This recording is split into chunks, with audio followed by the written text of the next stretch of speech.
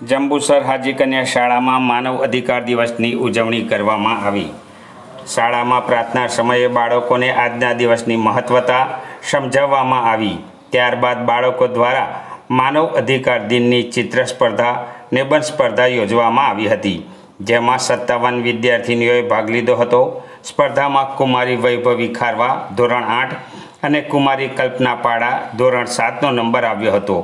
ચિત્ર સ્પર્ધામાં અલગ અલગ ચિત્રમાં માનવ અધિકારોના ગુણો જણાવવામાં આવ્યા હતા।